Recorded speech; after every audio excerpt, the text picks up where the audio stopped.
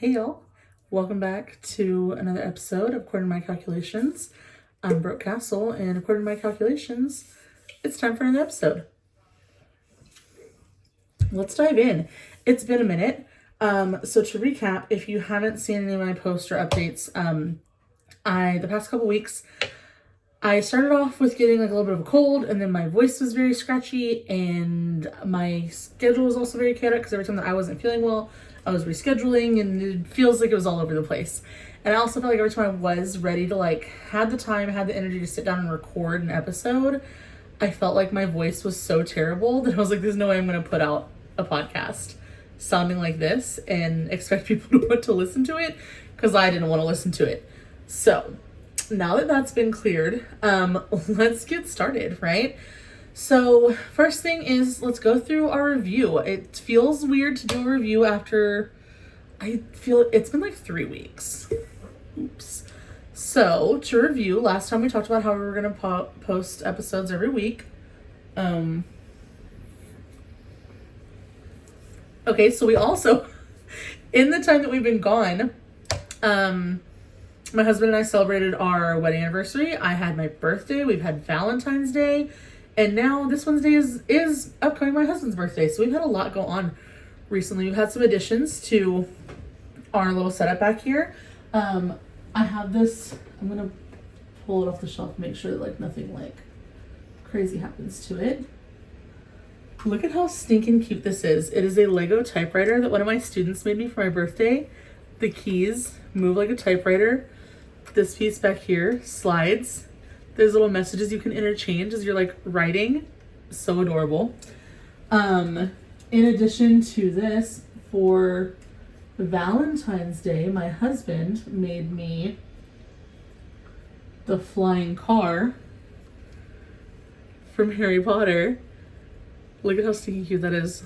Ron's inside driving, and then Hedwig was sitting on the front, but she kept falling off, so we moved her inside. But look at how cute that is. So we had some little new updates, little new additions up here. So those are adorable. I'm so nervous that he's gonna fall because he keeps rolling forwards. Anyways, so we've had a bunch of fun and exciting things happen recently. I feel like I finally had the time to do a Target and Ulta run, so I've been trying out new products, which is always terrifying when you go to Ulta. I went to Ulta because it was my birthday month and they had the coupon, and not coupon, I guess you get extra points, I don't know, but they give you a free product for your birthday. If you don't know, Ulta is a makeup store, obviously. Anyways, my free product was this. It is it was January, apparently a skincare month, so my new product was a sunscreen moisturizer, which is not again, it's free, beggars can't be choosers, it's great. But yeah, that was not anything that I was going into Ulta looking for. So I bought a couple other products. I always think that Ulta is really intimidating for somebody like me who, I enjoy wearing makeup. I enjoy doing my makeup. I enjoy the girliness of looking pretty and getting dressed up. But I don't feel like I would consider myself a makeup girly, if that makes sense. Because I don't know, I'm just not big on products. I'm always just tried and true. I like to try new things, but I also I'm very timid. I like to try new things. My skin is very sensitive, and so I always get nervous something's going to get a bad reaction or whatever. But I've had a couple of them that I feel have worked really well. I started using this Revolution Skin Silk serum foundation, and it's just a really soft, easy application. I got some new just skincare, moisturizers and stuff. And then I also, which I found, so the reason why I think Ulta scares me, another reason why it scares me, there's several. Another reason why I think Ulta scares me is because they don't have a lot of their prices on this, when you grab an item, it doesn't always tell you how much it's going to cost you. So I feel it can be very, very easy to just walk through there and just walk out and be terrified. But I did recently pick up these two products, which are nice brands and nice products. But I got these from Marshall's here in Seguin. So I got a NARS blush and a Pixie glow powder, basically a highlighter. But yeah, so I got those two from Marshall's here in Seguin for $6 a piece. I was very impressed with those. I've been using those pretty frequently as well. But yeah, just new exciting things that I've been trying. what's been fun is my husband has really been getting into Legos, and Target always has a really nice selection of Legos. Target is my store. Target is my happy place. Target is my, like, just gonna wander around and just see what I can find here kind of place. My dog keeps falling off the bed, so sorry if you hear strange things. But yeah, and so now he is like, hey, let's go to Target. So loving that for us. I feel like I'm a little over the place just because I want to make sure to include everything, but I also want to just kind of sit here and hang out. I feel like it's been a minute, you know? So if we're looking over review material, what I'm looking at from like the previous weeks is I feel like, okay, one big thing is sometimes when I like am prepping for my podcast, I have this notebook that I just kind of leave sitting. I can show you, it's really funny because it just says important. So I just leave it sitting here open on my desk. So when I'm at my desk, which my desk is like where I do my hair, where I do my makeup, where I do my Zoom calls with students, where I do my admin work, when I need to like post ads or send out messages or do billing. Like my desk is a very multifaceted area for me. So I keep this just open and sitting here and I just write things down. There's like grocery lists, there's to-do lists, there's, oh, hey, this is really cool. Or like, oh my gosh, I just remember that this student needed this. And so I'll make sure to write this note down, whatever the case may be. I write everything down there. I keep another similar notebook in my purse, another one in my tutoring bag. So there's always just a bunch of random notes kind of come together. So throughout the week as I'm prepping for my podcast, I'm like, oh, I could talk about this, or oh, I could include this, or like, it'd be fun to have this segment or include this in that segment. But then I sit down to record and it's like the day, not day of, because I never record on a specific day. Usually it's like sometime over the weekend. So I just kind of figure out like what day is going to be the least busy and what day I'm actually like focused enough to do it. And I'll sit down and I'll just be like, I have no idea what I want to talk about. I feel like I don't have anything like worth discussing, which I know sounds terrible, but like that's sometimes how I feel. Like I just feel like, yes, I've got things to say, but do I have things that people want to listen to? If that makes sense. I don't know. So with that being said, I'm always open to suggestions. Like if there's something that you would like to see me cover, if there's topics that you would like be interested in hearing me chat about, please send them my way, because I am nothing if not a talker, basically. Like I'm happy to talk about literally anything. But I've had a few suggestions from like students and parents alike. One of them was I should rank all of the dogs that I see in a week, like, and who's the number one top dog. I thought that was really clever. So kind of as a background, like obviously I'm a dog person. I've got my 2 dogs over here. I don't know. Maybe Duke will come over here. I know Fred won't. Fred will ignore me. Duke, you wanna come here? Come here, buddy. Come up here. Hi, Duke. So we've got Duke. Fred is just hanging on his little space. Fred looks upset that I'm not including him. Do you want to come over here, Fred? You can. Okay, he's ignoring me now. So I have two dogs of my own. I have Duke and Fred. And then of the like 35 houses I go to within a week, all of them except for 2 have dogs. And I know this because, which I think we talked about this in one of my first episodes, was like Christmas by the numbers, where I did like a spreadsheet of like all of the houses that I went to, how many students versus how many siblings, how many cats, how many dogs. So when I was getting like Christmas stuff together, I would have a list of like what I needed to take to each house. Whether I was taking like a stocking for the kid, candy canes for siblings, dog treats for dogs, etc. So I know that all of my homes except for 2 have dogs. Now, some of them I've got one family that I tutor for. The dad is a veterinarian and their dogs are kenneled when I go there, things like that. I've got some where I walk in, like the dog is the first one to greet me rather than like the kids or the parents. So like I'm very much a dog person. I love going to somebody's house and meeting their dogs and playing with their dogs and like being involved with their dogs. Now, obviously some people train their dogs differently. So some people, when you walk in, you're supposed to like ignore the dog until you get seated and like then say hi to them or vice versa, whatever. But I'm usually the rule breaker with that because I'm always like, I want to say hi to all the dogs. So I do think it would be really funny to kind of like rate the dogs or like list them of all the dogs that I see, like a record of all the dogs that I meet with. What, Freddie? Oh, poor baby. So Anyways, I thought that was a really clever one. But basically what I'm getting at is if you guys have suggestions, like I'm happy to chat about whatever. But one thing that I feel like has been a recurring theme, or not really a suggestion, but just like, this isn't just for the podcast, just in general. I feel like a recurring thing that a lot of people will talk about or bring up is math, right? Like, when am I ever going to use this? We're doing algebra 2 and it's like, why would I ever need to know this? Why would I ever need to know geometry later on, etc.? And I kind of want to just chat about a couple of the things that I've seen within the past couple weeks or days of ways that I've seen math being used, right? I had a client of mine that I was chatting with around, it was before the holidays, so it was like through sales. Like, I don't remember if it was like Black Friday or just like different like sales weekends that were happening. And we were talking about like a store that had a sale that was going, and they were also having like coupons. So it was like, what would be the better? Is it better to go on the day of the sale or like wait until you could use the coupon later? And realistically, it was math, right? Like, we were figuring out like, should I go and find out like, do I want to take the 20% off, or do I want to go on the 15% off of the total weekend?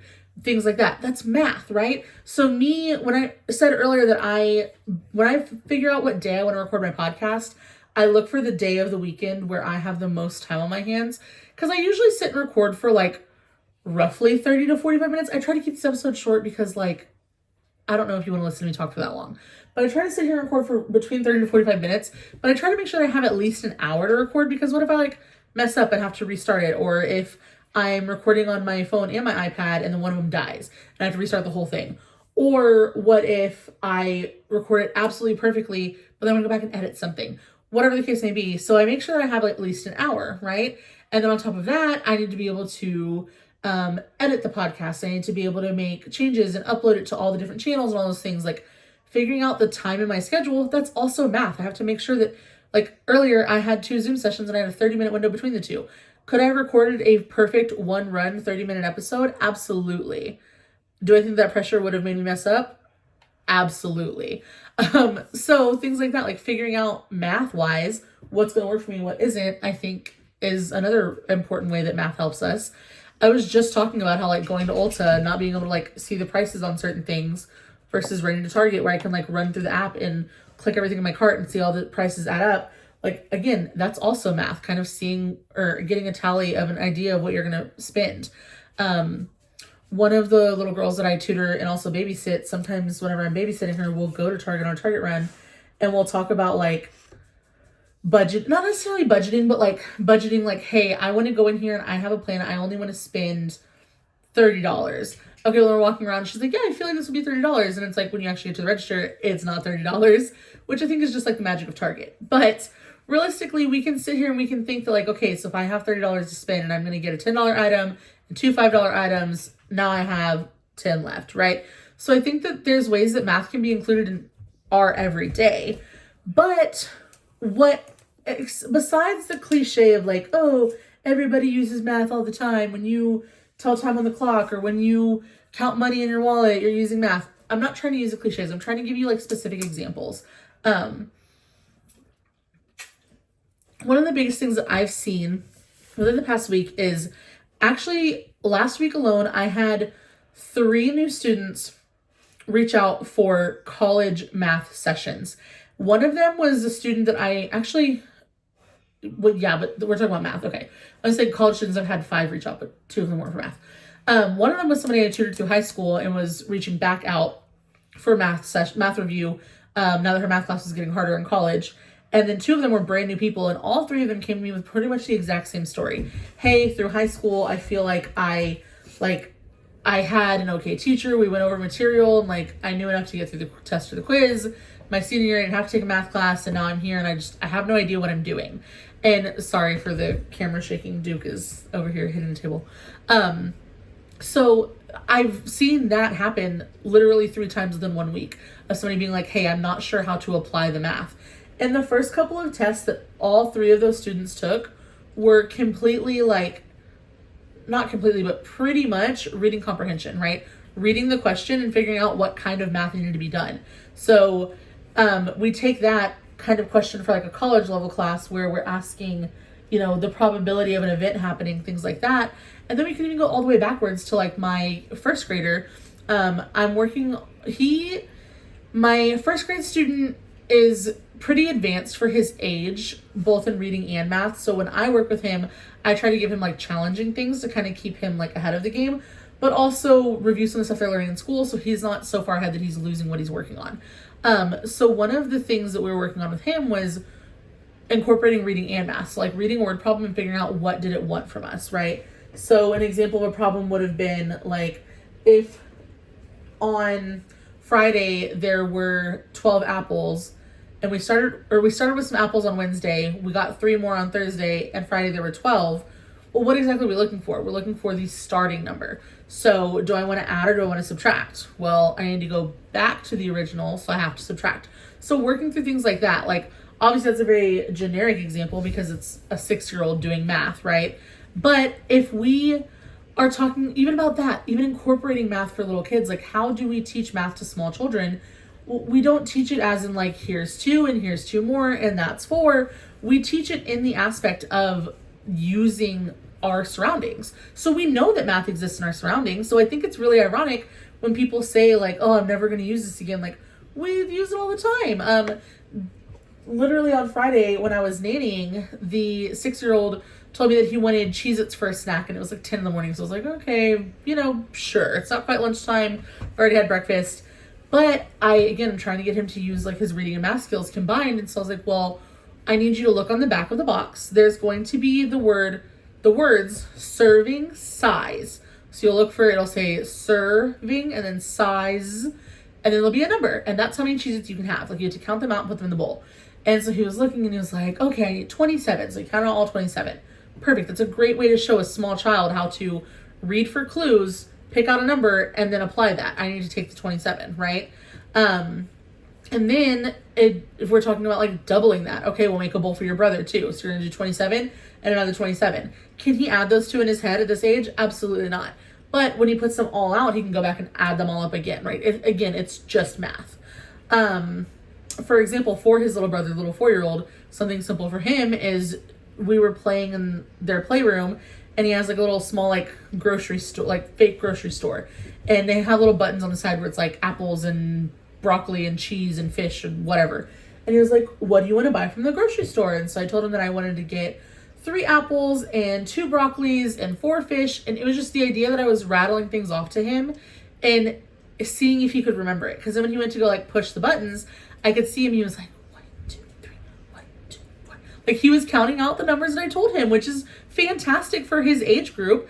And also, again, we're talking about play. And when we play with children, we typically find ways to play that are real world, right? We very rarely are going to tell our children, not very rarely, obviously kids have imaginations, but typically when we're playing with children, we use real world examples, right? Like we play doctor, we play grocery store, we play teacher. So when you're playing things like that, you're thinking of the real world examples. So when you go to the grocery store and you're figuring out what your total is going to be at the register, you need to go sit down, buddy. Go lay down. You're looking for, I have 3 apples. I need to grab 4 more things of broccoli. I need to grab 2 more fish, or whatever the case may be.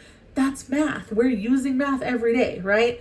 Now, again, I get that you're not using advanced geometry every time you walk out the door. You probably, as an adult, haven't used the Pythagorean theorem in a hot minute, right? That's not the point. That's not what I'm trying to say. I'm not trying to justify that you need to memorize those things. What I am justifying is the use of math skills. I think that math skills are super important, and I don't think that they're like, oh, it's so important that how dare you ever stop doing math, but essentially math is going to be a part of our everyday. So I think that it's really cliche to say that we don't use math, because we're quite literally using it all the time. Even in like my to-do list for the rest of tonight before I lay down to go to bed, I have to double check my schedule. So math, numbers, time. I have to make sure that my billing is taken care of for the week, numbers, money. And then as far as like telling the time, seeing like if I go to bed right now, how much sleep will I get? And then when I wake up in the morning, am I going to have enough time to take the garbage down to the street, or should I ask my husband to do it whenever he gets ready to take off for the day? Like, again, time is all numbers are math. That's kind of the way that it all goes, right? So I feel like that's a really good way to kind of analyze that. The next thing that I want to talk about is our book log section our book log section. This episode I'm going to chat about. I'm reading Turtles All the Way Down. I just got to chapter 7, I believe, last night. I decided to take a break from my to be read list and the book I was actively reading. I also bought 2 other books by Freida McFadden, very like psychological thriller style books. I'm really excited to read those, but I decided to take a break and go to something. This is Turtles All the Way Down by John Green. I love John Green as an author. One of the most popular books that like for me at least, if you haven't heard of him, think about like The Fault in Our Stars. John Green wrote that. I do love him as an author. I feel like his books are very like young adult style books. And the reason I decided to go with Turtles All the Way Down is because, first of all, I've been wanting to read it for a while. And it is a movie, so again, I can watch it. I can read it and then watch me when I'm done. But I have a couple of my like early middle school students that are struggling with committing to a reading log. Like part of their reading homework for the week is to read 20 minutes a night, and they just read a quick summary about the 20 minutes that they read. And they've been really struggling with it. And I don't know if it's the actual sitting down to read the 20 minutes. I don't know if it's recapping what they're reading, but whatever it is, in solidarity, I was like, I'm also going to read 20 minutes a night. And I wanted to have a book where I could actually discuss with them. So instead of them just writing it out on a piece of paper, like when I see them, be like, hey, like tell me about what you read recently, like within the week, what is your book covered, for 20 minutes for each night, like what have you read within that 100 minutes? Because they only do it 5 nights a week. So I wanted to kind of read a book where like it was a little bit more on their pace. So whatever's in this, like what's happening in the book, I'm not sharing with them about like a murder mystery or something crazy, So I wanted to go with something a little bit more, like a younger level. But I'm actually really enjoying the book, and it's a really, really good book. The main character suffers from like severe anxiety, and it's really interesting to see the way that John Green was able to write, because the main character is also the narrator. So you're able to kind of see like her anxiety, they're not anxiety attacks, but like her thoughts and her thought processes going through each of those like events of her like intrusive thoughts and things like that. So it's kind of interesting. I really liked the fact that like you're able to see those things. But yeah, I feel like book logs can be hard, and that's something that we're going to talk about here in a little bit as well, like going into one of our next things. But I just feel like I keep trying to find ways to make them smoother. I know that not everybody's going to love to read, but I also think that like I do feel like there's a way to find a way to love reading. I don't know. Maybe you find like a book or a series that you're into, you can find yourself loving to read, or even if it's like audiobooks or whatever. So I'm a big proponent, like a big supporter of like finding a way to love reading. So that's the book that I've currently been working on. Moving into some new material, some new things that we have happening right now are I just started conducting vision therapy sessions with Elevated Eye Care. My eye doctor, the one who got this, my picture of my eyeball from, which I actually have 2 copies, and I wanted to, this is really funny, unrelated, but this is a canvas print. So she does the digital copies in office. Like she has the camera and she takes the pictures, and you can do the digital copy in office and buy the digital copy from her. But while she was exploring like pricing and figuring out if she wanted to do digital versus canvas versus acrylic versus whatever, she had this done for me for my birthday last year. And so she got it printed on both canvas and acrylic to see like which one came out better. So I have the canvas print up here in my office, and then the acrylic print, my husband and I decided to put it in his office. But in his office, there's like a front like bay window. So there's a like cove. And so he has it like up there towards like pointed down at him when he's working in his office or like doing his Legos or just like hanging out in there. And I just think it's funny because like my eyeball's like watching over him. And it's also funny because this is like the back end of our house and that's the front side of our house. So they're like cover the whole house. But anyway, so at her eye care center, they offer vision therapy, and I have begun my training to work with them and offer vision therapy to patients. And it's been really fun and really exciting. And it's really just crazy to see how different things can influence like the ways that we learn and the ways that we operate and the way that like we see things and that we do things. And so I've had a really fun time like piecing together beyond just like students being like, oh, well, I struggle with math, or like, I can't read. I've been able to like kind of see it from like the medical, like anatomical, like I guess, mechanical side of things. Whereas I work a lot more with the analytical side of things. It's been fun to see it on both sides. And I'm really, really excited for that journey. It is a very, very, like, it's fun. It's, first of all, it's fun for me because I get to learn something new. Like, she emailed me a bunch of packets on Friday to read over the weekend, so I've been reading through some of those. And it's like, just the fact that like I have homework is exciting, for me at least. And what I am really the most excited about is seeing where this journey kind of goes, and knowing that right now, like, I don't want to say that it's like a light load, because I feel like that almost sounds rude to be like, oh, it's just easy breezy. But I mean, it's a light load schedule wise. Like, I am only, like, I'm shadowing two patients right now. One of them I may end up taking over, and then a new patient starting the next month. So like, it's not something that's going to be super intrusive on my schedule. It's something that we're able to like be flexible with. So I'm really excited about it in that aspect. A couple years ago when I first started doing tutoring at this like full-time capacity, I also ventured out to like work with a preschool, and I really, really loved the idea of that. But I feel like the scheduling was just so intensive at the time that it was hard for me to juggle, and it didn't end up working out. And I still like love the people that I worked with, still love like the owner that I worked with. And if it came down to it, like, I'd love to be able to go back in there and do all that over again. But I just don't know that it would work with like the schedule that I currently hold, you know?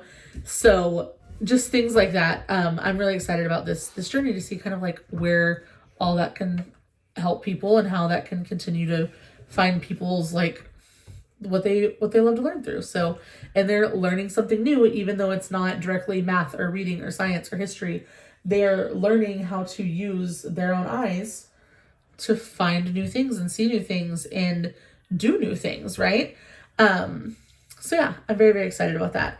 I think there was another piece of new material I wanted to go over. Not on this list, at least. That's fine. Okay, so, a lesson learned. So a lesson that was learned recently. My lesson that I learned recently is I'm pretty sure that I'm magic. So I will post a picture later or something, but I made a little clay Eagles helmet for my husband for our wedding anniversary. It was our 9th wedding anniversary. And the 9th anniversary is typically clay or leather gifts. He bought me a leather, he brought me like a cowhide rug for my office in here, a little small one that goes right under my desk. And then I made him a clay Philadelphia Eagles helmet for our anniversary. Now, mind you, our anniversary was January 23rd. So this was like weeks ago. And he's been an Eagles fan his whole life. I actually made it during one of my sessions with a student who has dyslexia. And one of the things that we work on, one of our practice things that we work with, is listening to a story being told to us while doing something tactile, so that even though like we are working to strengthen his eyes with reading and like matching words to sounds, we also want to know that he can hear a story and repeat it back. Not repeat the whole story back, like repeat certain details of it back. So we were listening to the story while doing something tactile. We're making these clay gifts, and the mom ended up like baking it in her house, and like so that it was able to be kept a surprise, all those things. So anyways, I gave him that as a gift, and like, obviously the Eagles had a really good season this year regardless, but when I gave him that as a gift, the Eagles went on to win the next, obviously they did, because we know by now the Eagles won the Super Bowl this year. But they like, okay, sorry, a little bit of, I feel like I'm all over the place again. I'm very rarely home for football games, just because football games are always played on the same day. So I can't schedule to be like, oh yeah, I'm just going to keep Sunday evenings off so I can always be home for Sunday night football or whatever, because they don't always play their games on the same days.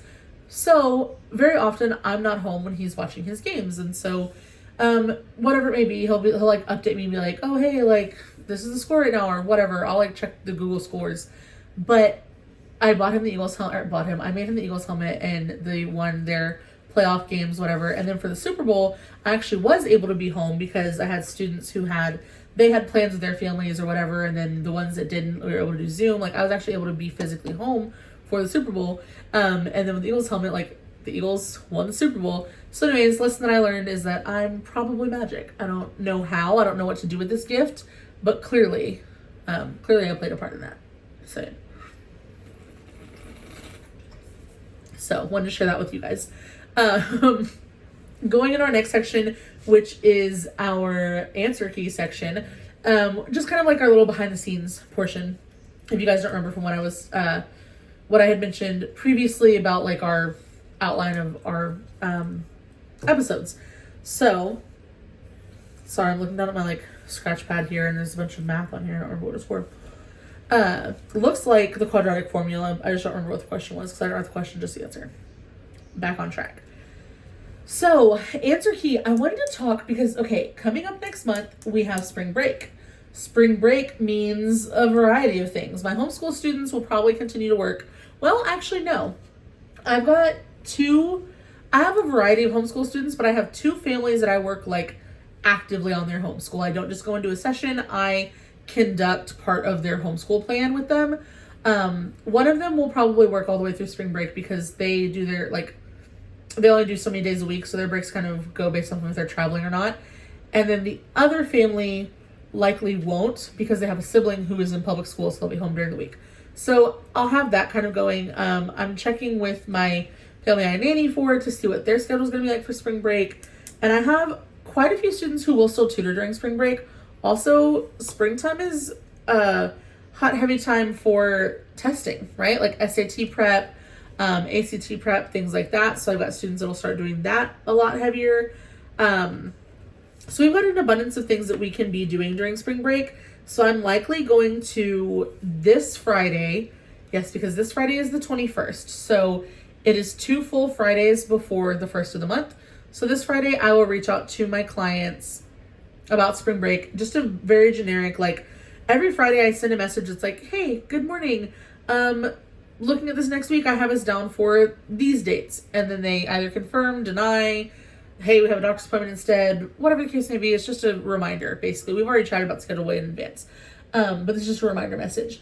So this Friday, I will include in that message, also looking ahead into March, what are your plans for spring break? Do you intend to conduct sessions or not? I'm not looking for them to commit to a time. Like if their set time is like Tuesdays at 7:30 p.m., I don't expect them to do that during spring break. If they could meet earlier, they could meet because their kids are out of school, whatever. So I'm not looking to get them into like a committed schedule. I'm looking for more of like how many people are going to book so I can make sure to have spots ready for them. And then I can make sure that if I am going to be nannying, what days and what times, I can kind of maneuver things around. So I'll probably reach out this Friday to ask them that. So I'll get responses back.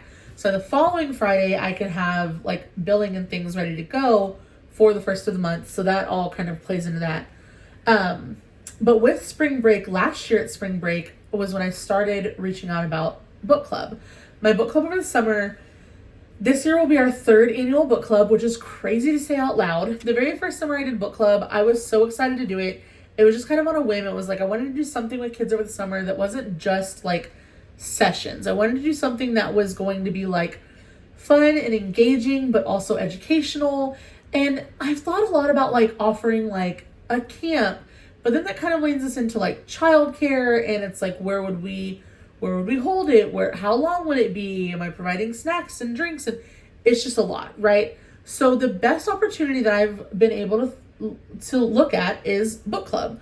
And the very first year I did it, I only had like I think 12 kids enrolled, and I had like a I had like an elementary age group, I had a kinder group, pre-K and kinder, elementary, and then like a middle school-ish age range. So this last year, I was able to do a pre-K group, kinder, early elementary, middle school, and a high school group. So this year, I'm hoping to do that same like setup. What I try to do with these groups is I try to make sure that they're targeted for like students that can not only like reading level, but also communicable levels.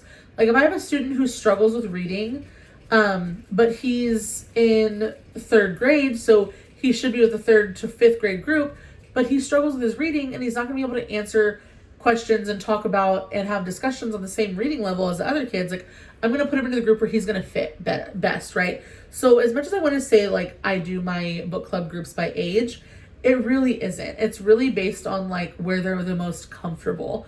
But I also don't want to put somebody who's older and clearly like he's in 3rd grade and he's hanging out with all his 8-year-old friends and he's in a group with a bunch of 5-year-olds, right? Like I want to make sure that all of my groups work for the students they work for. So this year I've also entertained the idea of having like 3rd grade could be two different groups, right? Like my kids who are advancing and can talk about certain things, and like some that maybe need to be on a different level. Anyways, the whole point is I want to get an idea of how many people are interested in book club so I can start formulating those things. The first year I picked all of the books and I would say like, hey, we're going to read this book. I'll meet you back in 2 weeks. We'll talk about it. And then this last year, with the first year, I do feel like obviously the little kids, like when their parents were helping them read, obviously they would get through the books, they would get through the time. But I feel like my older kids, a recurring thing was like, oh, well, I didn't finish the book, but I read most of it. I didn't finish the book, but I read a lot of it, you know? So obviously, like, the books weren't that appealing, and I get that, but that's the whole point of you're supposed to be reading. So this last year, I gave my older kids, my middle school and high school kids, I gave them bingo cards. So they could pick any book, well, within reason. And I think the high school did it differently than middle school did, but like I would give them a theme. So it'd be like, hey, for this book, this week, we're going to read a book with like a lead female character. This one could work, right? We're going to read a book that has orange on the cover. This one could work, right? We're going to read a book by a male author. This one could work. So the idea is that like, or we're going to read a book that has to do with a mystery. This one could work. So the idea is that like the books could be very different or they could be very similar. And then when we meet for our book club, we can discuss the similarities and or differences. So the main idea was just kind of going through and finding like ways that could work. And now that I tried that last year where they got to kind of pick their own books, obviously I had a lot, like the students were finishing the books they read, but I still feel like there's a better way that we could like refine it a little bit more to kind of have a better like grasp on like, this is what we're actively working on. So I kind of like, I just feel like every year that I do it, I have a little bit more of like, oh, okay, this could be an improvement, or I can improve this, or I can work on this better. So I'm really excited because I feel like we're headed into the season of like getting ready for book club. The other issue that I've had with book club in the past is a lot of my younger kids, it's not so hard to get them to sign up because a lot of it is like mom and dad signing them up. So, you know, thanks to you, mom and dad, for signing them up for it. But a lot of times my older kids, like my middle school and high school kids, are like, no, I'm not going to do a summer book club. And my high school kids, a lot of times they'll either say that it's like not very cool, which is a little hurtful, but to be fair, okay, I get it. And then my other issue that I have is sometimes my middle school and high school kids will like, they'll work a part-time job or they'll have something that's like, they go to camp or things like that. So I'm also trying to find ways that we can still make it work for everybody. So, my goal is to get everybody that I can sign up for it. Active students, prior students, brand new people I've never met before. I want so many people to sign up for it. Like that's my goal, right? With that being said, I am trying to find ways that I can like improve upon my plan from last year. So if anybody has ideas out there, they're like, oh, this would be cool for a book club, like shoot them my way and I'd love to see how I can incorporate those. But what I'm really excited about was last year I started, so my pre-K level group, I had 3 and 4 year olds. What we did is we would find a book that would have like a common theme or whatever, and we'd like pick maybe like a letter for the week or whatever, something that like they could work on the educational part of it, but also we would just sit and read the book together and do an activity together. So my goal is to still have a pre-K level group this year, whether that's still the same kids or it's even like younger, like 2 to 3 or like 3 to, still keeping the 3 to 4, whatever. But last year when I did that, I recruited some of my high school girls to, I say girls, but it's just because those were the ones I had signed up, my high school kids, to do volunteer hours. So they would come and they would sit with the little ones and like help them do their activities. So I could still kind of like oversee the entire club. I could read the book. I could give the instructions, all the things. But when it came to like the fine motor, like let's put it together, or hey, can you color this part of it? Like I had somebody that was able to sit and work with them. And so I really, really want to do that again. And I want to make sure that I have enough volunteers to be able to fill those groups and like have everybody be comfortable there. Because when it comes to book club, parents are able to drop their child off and go run an errand, or they can stay and hang out. They can also stay and be like sitting with their child and answer the questions with their child, or they can go and chat in the other room with all the other moms and dads. And I feel like sometimes students respond a little bit differently when mom or dad is not in the room. So, in perfect situation, let's say I have a pre-K group of 3 kids. I would love to have 3 volunteers. so that moms and dads can go hang out in the other room, or they can even just be in the same room, but like overseeing. And I can give the instructions and I can do all the fun activity things. And then preschooler and volunteer will partner up and do their stuff together. And this one. Like, I'd love to have like a buddy or like mentor program for that, right? But I'm wondering if I can use that to my advantage to get my older kids to sign up for book club. Like, hey, in order to be a volunteer, you should be in the book club. Maybe. I'm thinking on it. But yeah, I really like the idea of them at least being involved in that way, because then they're still helping out. They're getting the volunteer hours they need for like National Honor Society or NHS, NJHS, whatever they're in. So they're still getting that to be able to like help out with the little ones. And it's fun for them to see from my side of it, like what, even if they don't sign up for the book club themselves, if they think it's, you know, they're too cool to be in my book club, or my book club's lame for high school kids, they're still seeing like how fun it can be for somebody else, even though it may not be for them. So I'm really excited to see that and kind of figure out the like volunteer side of things.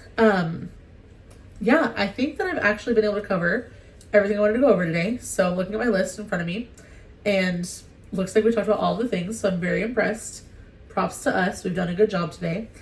The last thing I want to leave you guys with is some of your own homework. I think that whether you're listening as a student, as an adult, as somebody who just accidentally found me and is trying to figure out what's happening here, because same, I implore you to do what I'm challenging myself to do.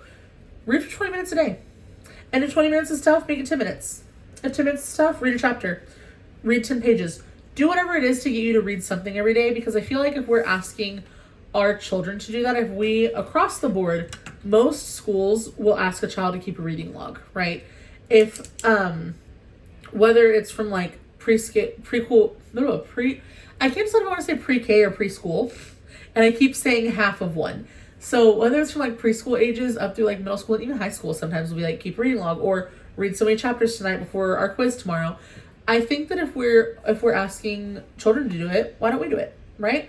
And if reading is something you're just like, never gonna read, okay, fantastic. The next time you get in your car, go on Spotify and play an audiobook, play a podcast. Find a way to make something educational in that aspect, like to where you're learning something from your entertainment, right? Find your source of entertainment in something educational and see how that works out for you. Just see where it gets you, because I'm curious to see. It's kind of my own little experiment. Like, tell me I'm going to sit down and read for 20 minutes, because I'm a big binge reader. I will find a book that I love, and I will find a day off or nap time when I'm nannying, and I will read the entire book start to finish and be done. But I'm kind of curious to see, like, now that I'm implementing myself, like 20 minutes, set a timer, set aside and do it, like how that changes things, or how it's similar or how it's different. So let's see what happens. Aside from that, I hope you guys all had a wonderful Valentine's Day. And I will see you guys all next week. Thanks so much for listening in.